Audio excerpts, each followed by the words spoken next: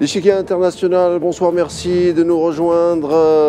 Raza, le Conseil de sécurité prévoit de se réunir demain sur une demande de l'Algérie. Il s'agit d'une réunion d'urgence sur la question palestinienne et ce après la décision de la Cour internationale de justice. On le rappelle, la haute juridiction onusienne a demandé à l'entité sioniste de prendre toutes les mesures pour empêcher des actes de génocide contre les Palestiniens et améliorer ainsi le sort de la population civile.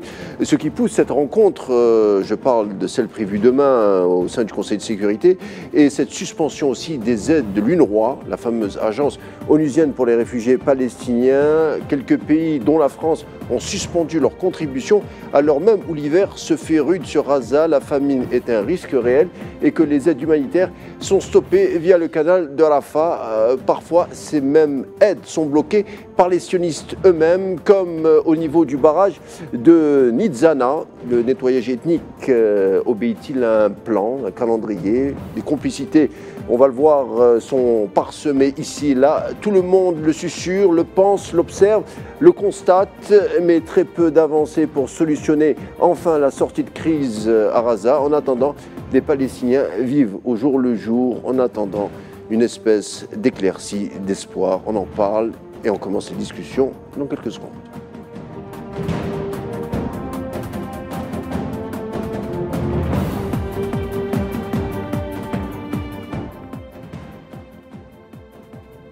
Le calvaire à Gaza, de jour en jour et de mal en pis, mais jusqu'à quand? On le rappelle, le bilan est établi à 27 000 morts, après presque 100 jours de bombardement.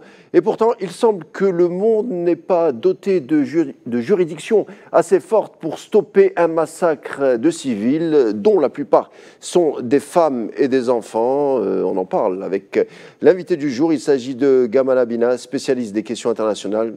Gamal, bonsoir. Bonsoir, merci pour l'invitation. Merci d'être des nôtres.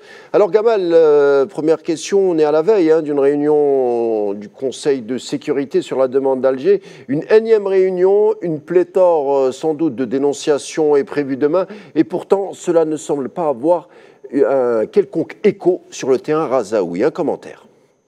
Simplement, il faut se rappeler quand même de quel genre d'adversaires et d'ennemis on est en train de parler. On parle d'un gouvernement d'extrême droite, ultra radical, ultra raciste, qui utilise des termes extrêmement violents, qui rappellent en cela d'ailleurs les termes des nazis. Ils parlent d'animaux humains, donc ce ne sont plus des êtres humains, ce sont des sous-hommes. Et cette question-là est posée avec acuité, effectivement. Est-ce que ce gouvernement d'extrême droite, on est coutumier du fait, l'extrême droite n'est jamais vraiment très au fait des questions de droit international et de droit en général, est-ce que ce gouvernement est en mesure d'entendre ce qui va être dit par les autorités évidemment algériennes qui ont porté la question à l'ONU, mais pas seulement, par le monde entier, puisque finalement le monde entier aujourd'hui se rend bien compte que le massacre est considérable. Vous avez parlé de 27 000 morts, ça c'est les chiffres officiels du Hamas qui sont souvent remis en question, mais en vérité on est largement au-dessus de cela, puisqu'il y a aussi les malheureux qui sont sous les décombres, il y a aussi des morts qui ne sont pas comptabilisés puisqu'on est en période de guerre et que c'est difficile de faire la comptabilité quand on prend des bombes, quand on est bombardé, quand on est attaqué de façon permanente du nord au sud, d'est en ouest. Et donc ces questions-là sont posées avec acuité. Est-ce que l'entité sioniste va ou non répondre? Moi, je ne me fais absolument pas d'illusions. Ce sont des millénaristes, ce sont des suprémacistes racistes blancs qui s'imaginent être au-dessus, non seulement évidemment des Palestiniens, au-dessus des Arabes de la région, mais surtout au-dessus du droit international, au-dessus des lois internationales, au-dessus de la plus haute juridiction quand même, en termes de droit, qui a été créée en 1945, cette fameuse juridiction qui devait porter des gestes forts, des signaux forts, qui devaient rappeler effectivement le droit, et bien même cette juridiction, ils ne vont pas en tenir compte. Cette haute cour internationale ne les intéresse absolument pas. Gamal Abina, on est dans un monde complexe, sophistiqué, où tout est régi par des règles, des lois. Il y a des articles de loi pour à peu près tout. Il y a des codes qui traversent plusieurs domaines. Pourtant, on n'arrive pas à stopper le summum de la barbarie, c'est-à-dire la tuerie des femmes et des enfants avec des armes parfois non conventionnelles. Comment l'expliquer ? Simplement parce qu'aujourd'hui, on se rend compte qu'au XXIe siècle, c'est quand même un siècle de lumière par excellence en termes technologiques, je veux dire, eh bien, on peut encore faire un siège comme si c'était un château fort. On est retombé dans les méthodes du Moyen-Âge qui consistent non seulement à bombarder, à tuer, à attaquer, à affamer, à réduire dans une zone circonscrite très très limitée, je parle des Gaza, à réduire une population concentrée de 2 400 000 personnes en leur donnant aucune possibilité de pouvoir échapper au bombardement, au crime, au massacre. Il faut rappeler que les crimes de guerre, c'est de tirer délibérément sur des civils, ce qui est le cas, ça ne pose aucun problème, semble-t-il. C'est de bombarder des hôpitaux. On a encore une histoire d'un hôpital ce matin qui a été attaqué avec 3 Palestiniens qui ont été assassinés dans leur lit alors qu'ils étaient blessés. Alors c'est peut-être des combattants, enfin il y a quand même des règles de droit et surtout des règles de droit de la guerre, eh bien elles ne sont pas respectées. L'État sioniste s'imagine qu'il a en face de lui des sous-hommes, donc quand on a des sous-hommes, on fait ce qu'on veut avec eux. Et quand on parle d'animaux humains, il le répète de façon récurrente, c'est pas pendant la guerre, avant déjà la guerre, il le disait, il considère que les Palestiniens ne sont pas des êtres normaux, ce ne sont pas des êtres humains, et qu'ils n'ont donc pas le droit pour eux, puisque les animaux n'ont pas de droit. Et cette question est posée avec acuité, qu'est-ce qu'on a en face de nous? Un gouvernement qui se croit tout permis, simplement parce qu'il est l'excroissance, il ne faut jamais le perdre de vue, de l'Occident dans la région. C'est-à-dire que les principaux bailleurs de fonds et les principales puissances qui le soutiennent, et de façon évidente, on le voit avec le Yémen, la présence américaine est massive aujourd'hui, eh bien, sont à la manœuvre et effectivement vont jusqu'à sanctionner une instance internationale de l'ONU, vous en avez parlé, l'UNRWA. Pourquoi? Parce qu'effectivement, il y a encore une petite porte de sortie pour les Palestiniens de pouvoir obtenir un minimum d'aide humanitaire. Tout cela dit que l'Occident, qui est à la manœuvre, appuie à plein régime sur cet État, on peut l'appeler État, qui est une excroissance donc, de l'Occident, et mettre le paquet pour faire en sorte qu'il ne soit pas déstabilisé parce qu'ils en ont besoin, parce qu'il est utile. Et donc l'Occident fait fi du droit qu'ils ont eux-mêmes imposé, le droit international en 1945, et considère qu'aujourd'hui, l'entité sioniste peut faire ce qu'elle veut quand elle veut, tant que c'est limité dans l'espace et non pas dans le temps. Alors, vous en avez parlé à l'instant, beaucoup de pays ont suspendu leur contribution à UNRWA, qui est, je le rappelle, l'agence pour les réfugiés à Gaza, mais également au sein du Moyen-Orient. Comme la France a d'ailleurs suspendu avant-hier sa contribution, au moment même où d'ailleurs la CIJ a rendu sa décision sur les mesures conservatoires pour prévenir un génocide. On le voit, ça ne tombe pas à n'importe quel moment, c'est deux décisions qui se chevauchent. Tout à fait. D'abord, il faut rappeler que les mesures conservatoires pour prévenir un génocide sont déjà un préambule, un préalable qui dit quoi? Qui dit que effectivement, la Cour internationale de justice, au vu de ce qui a été raconté par les autorités sionistes, ça n'est pas sur le terrain qu'ils ont vu ça, c'est les propos tenus par différents leaders. Et quels leaders? Les ministres de l'Industrie, ministres de la Défense, ministres des Armées, enfin, c'est tout de même pas rien, qui annoncent clairement qu'ils vont d'abord faire un nettoyage ethnique, ils le disent, il faut que les Gazaouis partent de Gaza, et surtout qu'ils utiliseront tous les moyens possibles et imaginables jusqu'à ne plus rien respecter en termes de droit international et de droit de la guerre, pour pouvoir effectivement se débarrasser des Palestiniens. Donc c'est en cela qu'on peut penser qu'il y a des visées génocidaires, même si ce n'est pas acté dans le droit, mais effectivement, les propos tenus par les plus hauts responsables, non pas le chef de l'État, mais ces ministres qui ne parlent pas sans avoir l'accord de leur chef, eh bien, vont dans cette direction. Donc c'est vrai qu'ils le disent, et de l'autre côté, on se rend bien compte, et c'est là où c'est gravissime, l'UNRWA, il faut le rappeler tout de même, c'est United Nations, ça commence par Nations Unies, l'UNRWA, qui est une agence pour les réfugiés, voit aujourd'hui ces bailleurs de fonds occidentaux, et uniquement occidentaux, il faut le rappeler, pas le reste du monde, retirer leurs subsides parce qu'ils considèrent que l'UNRWA n'est pas une agence sérieuse, parce qu'elle soutiendrait l'organisation palestinienne, parce qu'elle aurait participé à l'attaque du 7 octobre. Tout ça, c'est des accusations très faciles, qui ne sont pas vérifiées ni étayées, mais surtout, ils le font sans procès. Ils le font de façon arbitraire. Donc quand ils renvoient ce signe-là, ils disent quoi? Ils disent que finalement, une instance de l'ONU n'est plus, à leurs yeux, une instance qui a une valeur sur un plan juridictionnel, qui a une valeur, alors que c'est eux qui ont créé l'ONU, par rapport à l'ONU, donc ils considèrent qu'il y a des instances qu'on peut mettre de côté quand ça ne nous arrange pas. Et c'est vrai qu'aujourd'hui, les massacres de masse qu'on observe, parce que c'est bien les massacres de masse, les crimes de guerre, parce qu'ils ne peuvent pas être qualifiés autrement, sont faits au vu et au su de tous, avec la complicité active, je dis bien active, de l'Occident et particulièrement des États-Unis.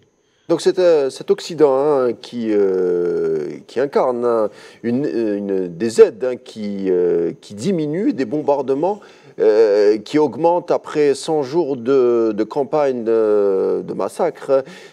On le voit, l'Occident se coupe de plus en plus, non seulement du monde, mais du droit international, ce même droit qu'il incarnait lors des campagnes en Libye, en Syrie. Donc il y a une espèce de, je ne sais pas, de schizophrénie, de paraphrénie de l'Occident. Ça dénote une crise profonde, même existentielle de l'Occident. Alors oui, il faut bien rappeler effectivement que le droit international, c'est par exemple le droit de 48 qui interdit le génocide. La Seconde Guerre mondiale étant passée par là, on s'est bien rendu compte que 60 millions de morts avec un système de destruction massive d'une population, en l'occurrence les Slaves et les Juifs, parce qu'effectivement ils sont aussi victimes que les Slaves de ce qui s'est passé avec les Tziganes, on a mis en place un système de ce qu'on a appelé la mort industrielle dans des camps. Donc cette question s'est posée avec acuité, c'était effectivement largement documenté, c'était largement dénoncé, et évidemment il y a eu des images aussi, c'était les images, c'était la première fois on voyait les images à Nuremberg. Tout à fait, il y avait des images, il y a un procès qui a eu lieu, c'est au terme de ce procès qu'on a fabriqué ce fameux mot génocide. Et donc c'est une idée qui a été faite pourquoi? Pour dire qu'il y a des crimes qui sont classiques, mais là il y a un crime de volonté d'extermination de population. Non pas que ça n'ait pas existé, les Indiens d'Amérique ont subi pour certaines tribus des génocides, mais il fallait caractériser ça dans le droit. Donc ça a été fait, et il n'y a pas de prescription pour le génocide, on le sait aussi, c'est pour cela que c'est intéressant cette décision de justice, mais on se rend aussi compte que ceux qui ont été les chantres du droit international, parce qu'on parle que de droit international, quand il y a des conflits, qui ont usé et abusé de ce droit pour écraser par exemple la Libye, pour écraser l'Irak, pour attaquer la Syrie. Là, on sait utiliser le droit international sous de faux motifs. En revanche, semblent complètement oublier ce droit lorsque c'est leur allié dans la région. Et il se trouve que ce droit, d'ailleurs, on le voit bien en 2003, quand les États-Unis partent en guerre, ils ne s'intéressent pas à l'ONU. Ils n'ont pas l'accord de l'ONU, ils y vont quand même. Donc c'est le droit du plus fort. Et lorsque la force fait loi, la force fait loi et remplace le droit, le risque effectivement de conflit généralisé n'est pas absent. Et ce qui se passe, c'est qu'avec ce retour de guerre froide qu'on observe depuis la crise ukrainienne, effectivement, les lignes bougent vite, vont très rapidement dans une direction inquiétante, mais surtout, et quand je parle bien de l'Occident, il faut bien préciser, les décideurs occidentaux, ça n'est en aucun cas les populations, parce qu'elles ne sont pas du tout d'accord, parce qu'elles considèrent qu'effectivement, il y a des crimes qui sont perpétrés et que ce n'est pas acceptable. Donc les populations manifestent, je parle bien des Occidentaux européens, je ne parle pas des gens d'origine étrangère, manifestent massivement, mais les dirigeants ne les écoutent pas. Ils ne sont pas intéressés par cela. Ils continuent à garantir leur petit enfant chéri qu'on appelle Israël, donc cet État sioniste fabriqué par l'Occident, uniquement pour garantir leurs intérêts dans la région. C'est toujours la même chose. La base avancée occidentale dans la région, qui a été vantée d'ailleurs par Theodor Herzl, c'est lui qui l'a dit, nous serons une base avancée pour l'Occident, doit être maintenue bec et ongle, quelles que soient les conséquences et quels que soient les crimes perpétrés. Alors, vous me tendez la perche, hein, vous parlez des tribunaux de Nuremberg. Alors, deux choses à dire. Lors de l'audition d'un certain Alfred Rosenberg, c'était le théoricien nazi de la race, quand on lui a posé la question, quand les juges américains et anglais lui ont posé la question, mais d'où vous viennent vos théories nazies? Quelle est votre inspiration? Où est-ce que vous avez puisé ça? Il dit tout simplement, nous sommes reportés sur la théorie sioniste, car eux savent séparer les races, eux sont contre la mixité sociale et même raciale, eux sont pour une séparation nette des peuples, même quand eux-mêmes vivent au sein des peuples étrangers, et ça avait étonné beaucoup de juges. C'est une réponse qui a été faite, je le rappelle, le 23 novembre 1946. C'est étonnant, hein, on voit que ces tribunaux de Nuremberg reviennent au devant de la scène avec ces bombardements à Raza. Ben, il y a beaucoup d'effets de point Goldwyn qui est utilisé, mais c'est vrai que vous avez raison là-dessus, c'est extraordinaire. Moi, ça tombe bien, en plus, je suis actuellement en train de lire les écrits d'Alfred Rosenberg qui ont été redécouverts en 2013. Et donc, c'est un livre très intéressant parce qu'on a effectivement une partie de la pensée profonde de cet homme. C'est l'idéologue du parti nazi. Hitler le considère comme le philosophe, comme l'idéologue principal de son courant Völkisch, qui est un courant donc ethno-nationaliste. Pourquoi ethno-nationaliste? Parce que c'est un nationalisme basé sur les principes ethniques. Et qu'effectivement, par certains abords, puisque les Juifs étaient toujours concentrés dans ce qu'on appelait des ghettos. C'était intentionnel, pas de la part des Juifs, hein, de la part des autorités, qui les concentraient et qui régulièrement produisaient des pogroms. Le vrai sens du pogrom, c'est ça, c'est une minorité incapable de se défendre, massacrée par souvent un État ou alors par la majorité puissante. Et donc ces questions de pogrom reviennent aujourd'hui avec beaucoup d'intérêt parce qu'on est en train de détourner l'origine de ce mot qui est un mot qui a du sens dans l'histoire européenne, mais surtout on se rend bien compte que l'idée selon laquelle il y a des peuples qui doivent être liés par une religion en l'occurrence et une ethnie, même si c'est une ethnie mythifiée, même si elle est fausse, parce que c'est les Khazars d'un côté, il y a de l'autre côté ce qu'on appelle il y a les Ashkénazes, donc, et puis de l'autre côté les Séfarades, donc les Juifs arabes, ils n'ont rien de commun, mais c'est vrai qu'ils se sont créés une sorte de mythe comme ça, et Rosenberg, qui est le fruit de cette idée-là aussi, et il n'était pas allemand, il était allemand des pays baltes. Donc c'est un homme qui a vécu sous l'Empire russe, qui a fui l'Empire russe, qui arrive en Allemagne avec de la haine au cœur, et qui s'est dit, j'ai vu des modèles de sociétés séparées, je vais les reproduire à grande échelle. Alors ça surprend quand on entend Rosenberg le dire, parce qu'il n'est pas seulement inspiré par cela, il est aussi inspiré inspiré par le comte Arthur de Gobineau, qui est un haut fonctionnaire français qui a écrit un célèbre traité sur l'inégalité des races, duquel il considère Rosenberg que c'est un traité de génie, parce qu'effectivement, on considère qu'il y a des races supérieures et inférieures. Donc, l'idée de la race supérieure et l'idée de l'ethnodifférentialisme racial est une idée qui a fondé non seulement le nouveau romantisme allemand et qui a créé le nazisme, clairement, et en même temps qui a fondé l'idéologie de séparatisme qu'on voit en Palestine, des juifs européens qui se croient supérieurs. C'est pourquoi ils dirigent toujours l'État. Il n'y a jamais aucun autre juif que les juifs d'Europe qui sont à la tête de l'État. Et de l'autre côté, vous avez effectivement l'idée selon laquelle notre peuple élu, c'est l'idée d'un peuple qui aurait une sorte de lumière sur lui, il le dit souvent, nous le peuple de la lumière contre l'obscurantisme. Nous sommes dominants, nous sommes les meilleurs, nous sommes donc une race supérieure. Et ça c'est très grave parce que finalement ils ont été éduqués par les pires quelque part. Je ne dis pas tous les juifs bien évidemment et en aucun cas tous les sionistes parce qu'il y a tout un tas de courants sionistes, mais ce sionisme actuel, celui qui est à la tête de l'État sioniste, celui qui est à la tête d'Israël, donc en l'occurrence, est un sionisme vraiment de race dominante, c'est-à-dire qu'ils s'en cachent même pas. Ils considèrent qu'ils sont le peuple de lumière, ils considèrent qu'ils sont l'avant-garde de la civilisation et ils considèrent que les animaux humains, les Palestiniens et les restes des Arabes évidemment, ne méritent pas de vivre sur Terre parce qu'ils sont inférieurs. Est-ce que le qualificatif sioniste n'est pas impropre? Parce que le sionisme, c'est quoi finalement? C'est une politique d'extrême droite, c'est que de la politique.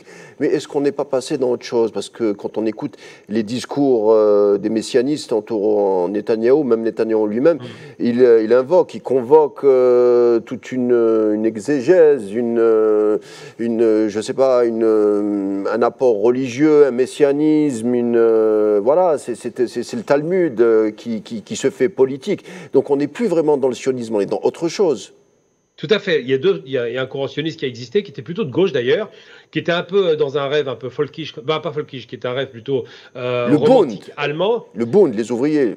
Oui, le Bund, ouais, exactement, le parti Bund, enfin, qui était donc vraiment très, très ancré en Allemagne et qui était plutôt de gauche, qui n'était pas du tout raciste au départ, il ne faut jamais le perdre de vue.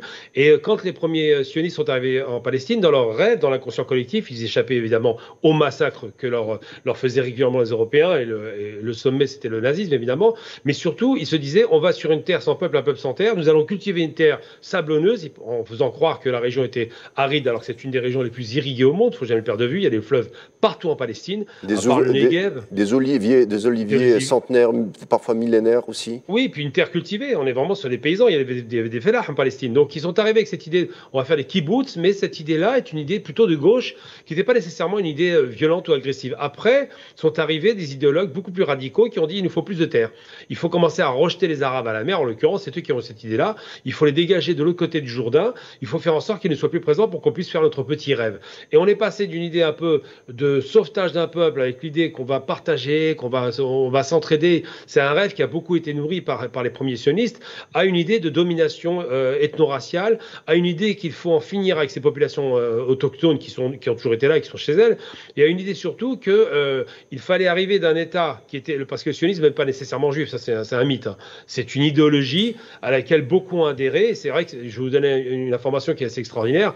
La femme de Goebbels, par exemple, Magda Goebbels, qui avant d'épouser Goebbels était mariée avec un juif. Un juif, eh bien, elle connaissait l'hébreu et elle était sioniste. Elle était prête à faire son voyage en Palestine, ce qu'elle a fait, et elle voulait s'installer là-bas. C'est vous dire à quel point, alors qu'elle est une catholique, à quel point le sionisme est une idéologie au départ non religieuse, qui par la suite, comme Theodor Herzl n'était pas religieux, Theodor Herzl, le père fondateur du sionisme, par la suite va commencer à migrer vers une sorte d'idée religieuse, une sorte d'eschatologie qui va un peu dans le délire de la fin des temps, et surtout l'idée de se dire un peuple, une race, comme les Allemands le faisaient très bien, mais surtout un peuple, une religion. Donc, ils ont commencé à qualifier l'État sioniste d'État juif, alors que ce n'est pas du tout l'idéologie de départ. Donc, on est passé du Bund à vraiment de gauche, donc, à un messianisme d'extrême droite qui se cache même pas derrière son petit doigt. Il dit des choses clairement. L'État doit être juif, donc déjà, ça disqualifie deux choses. Le caractère démocratique, puisque si vous dites qu'il y a un État juif, c'est que ceux qui ne sont pas juifs sont moins israélien en l'occurrence, et surtout l'idée selon laquelle il y aurait une sorte de, c'est ce qu'on va appeler un État, une théocratie, donc un mélange entre du religieux et de la démocratie qui fait fi évidemment des autres religions et des autres peuples et des autres ethnies. C'est un État religieux. Je sais que vous connaissez, vous êtes passionné un peu de la Deuxième Guerre mondiale. Si je vous dis le traité d'Avara, qu'est-ce que vous me direz? Bien sûr. C'est un traité qui est particulier parce qu'évidemment, alors, au tout départ de l'arrivée des nazis au pouvoir le 30 janvier 1933, ils veulent se débarrasser des Juifs. Alors, l'obsession anti-juive nazie, elle est réelle, elle n'est pas feinte. En revanche, la population allemande n'est pas prête à entendre ça au démarrage. Ce qui fait que la dernière campagne de 1933 n'est pas fondamentalement ancrée sur la question de l'antisémitisme. Par contre, il y a des collusions entre le Parti sioniste européen il y a un autre exemple d'ailleurs par rapport à ça. On a Marcus Garvey aux États-Unis qui voulait se débarrasser, par exemple, des Noirs africains pour les envoyer au Libéria. Et il fallait taper dessus. Et bien c'est pareil. Il y a un petit peu cette collusion entre les premiers sionistes qui ont dit bon, les nazis sont durs, mais ils nous proposent effectivement la possibilité d'aller en terre de Palestine pour commencer à migrer. Et c'était proposé par les nazis. Ils avaient proposé plusieurs terres. Il n'y avait pas que la Palestine, il y avait aussi l'Ouganda, il y avait la Sibérie, enfin il y a eu tout un tas comme ça. Madagascar. Madagascar, absolument. Mais effectivement, les sionistes voulaient la Palestine pour des raisons symboliques. Parce que dans le cœur du peuple juif, ils disaient toujours l'an prochain à Jérusalem. Non pas pour conquérir, pour faire la prière. Et donc là, cette idée-là a été fondée par ces sionistes qui ont dit bon, les nazis, c'est une belle aubaine pour nous. Ça permettra de radicaliser les positions des juifs qui ne sont pas tellement sionistes. Il n'y avait que 3% de sionistes à l'époque dans la population juive. Et surtout, ils vont nous accompagner dans cette immigration. Le problème, c'est qu'il fallait se délester toutes ces richesses, qui étaient vraiment un vrai problème pour les populations juives qui étaient allemandes, et surtout qu'ils perdent leur terre au profit d'une terre qu'ils ne connaissaient pas. Donc la radicalisation et puis les premiers pogroms réels, c'est en 1938 qu'on commence à les avoir en Allemagne, font peur à cette population qui va soit aux États-Unis, soit effectivement en terre de Palestine. L'autre problème, c'est que les Anglais ne voulaient pas les laisser venir massivement et le reste du monde refusait de donner des visas. Donc ça vous donne un petit peu une idée. Donc ce qu'on comprend bien, le traité d'Avara, c'est aussi et surtout l'accord entre les sionistes allemands et les nazis. C'est ça que certains historiens sionistes ont voulu cacher pendant très très longtemps. Et puis c'est sorti dans les années 80-70 avec notamment des historiens comme Roger Garaudy, même Shlomo Sand, je crois qu'il en a parlé. En tout cas, je parle de tout ça parce que c'est marrant, toutes ces époques où on a tenté d'en finir avec la guerre, d'en finir avec la barbarie en rajoutant des textes de loi, en essayant de fournir encore le droit international pour prévenir les génocides. Et puis on voit que malgré tout le génocide revient, les massacres reviennent. En fait, la barbarie est toujours là, malgré le faux semblant de civilisation dont se parent les Occidentaux. Le problème, c'est que la civilisation occidentale, elle consiste à faire quoi? À avoir de la technologie pour tuer de loin. Donc ça, c'est formidable, mais c'est pas de la civilisation. Ça s'appelle de la barbarie. C'est pas parce qu'on tue avec un avion du ciel qu'on est moins barbare que celui qui va venir avec un couteau vous le mettre dans la gorge. Et on confond souvent civilisation et technologie. C'est deux choses différentes. Une civilisation, ça a une profondeur historique très longue qu'on ne peut pas nier, et une technologie, on peut l'acquérir en moins d'un siècle. C'est très facile. Et c'est des valeurs aussi. Voilà, ce sont des valeurs communes, ce sont parfois des religions communes, mais surtout c'est un art de vivre, c'est un raffinement dans beaucoup de choses. Je parle de vestimentaire, pour ce qui concerne l'architecture, on a beaucoup de choses comme ça qui caractérisent l'idée de civilisation, pour faire simple, la culture, la langue, mais l'idée selon laquelle les Occidentaux, d'ailleurs, quand vous parlez des sionistes qui ont discuté avec les nazis, il n'y a pas que, tout le reste du monde discutait avec les nazis. Non, mais les sionistes, c'est-à-dire le fait existentiel du sionisme, c'est justement combattre toutes les idéologies d'extrême droite. Et c'est étonnant qu'à la racine, quand même, absolument, les premiers sionistes ont quand même discuté avec les nazis. Ce qui est étonnant, c'est de penser que même des gens de gauche discutaient, comme on l'a vu, le traité d'amitié, entre guillemets, c'est pas de l'amitié, ce fameux traité Ribbentrop-Molotov, qui font, avec les Russes, ils se détestent, mais ils discutent parce qu'ils vaut mieux un peu discuter pour calmer le jeu en gagnant du temps. Ce qui se passe sur les sionistes, c'est autre chose. C'est que le problème sioniste, c'est que c'est une idée qui est quelque part. Là, c'est pas le cas au démarrage, mais c'est vrai l'idée de se dire on va sauver un peuple. Et au démarrage, ils disent bon, notre peuple est exclu parce que juif, donc on va le mettre ailleurs. Et le fait de composer avec les pires des criminels finit par donner quelques mauvaises idées à certains. Par exemple, vous voyez qu'aujourd'hui, l'État sioniste est tenu par des gens qui sont à la fois suprémacistes blancs, on le voit bien, et en même temps religieux. Donc c'est vrai que cette convergence de cette droite et extrême droite, puisque finalement c'est ces deux extrêmes qui se rejoignent, partent dans la même direction. Ce qui se passe, c'est qu'aujourd'hui, on peut se poser la question de savoir comment ils ont pu devenir d'extrême droite alors qu'ils ont subi l'extrême droite. Simplement parce que c'est comme un enfant qui a été agressé quand il est enfant et qui reproduit cette agression plus tard. C'est une véritable pathologie psychologique. C'est un peuple qui a souffert, c'est vrai. C'est un peuple qui a tendance, par une paranoïa généralisée, à penser que tout le monde veut les tuer. Et ils en arrivent même à penser que les Palestiniens vont les exterminer, ce qui est un mensonge. Les Palestiniens veulent récupérer leurs terres, leurs droits. Ils n'ont pas l'intention d'exterminer les Juifs parce que ça les intéresse pas du tout. C'est pas du tout l'objectif. L'objectif, c'est d'avoir des droits, c'est tout. On est très loin de cette idée-là. Mais c'est entretenu. Gamal Abina, passionnante discussion avec vous. On a parlé de droit, on a parlé d'histoire, on a parlé également de ce qui se passait à Raza et surtout de l'actualité. Merci d'avoir été des nôtres pour l'échiquier international. J'espère discuter encore avec vous à l'avenir. Je vous dis à très vite. L'échiquier international arrive à sa fin. Merci d'avoir suivi tout de suite la suite des programmes sur Al Vacant News. Et quant à moi, je vous retrouve samedi, même heure et même chaîne.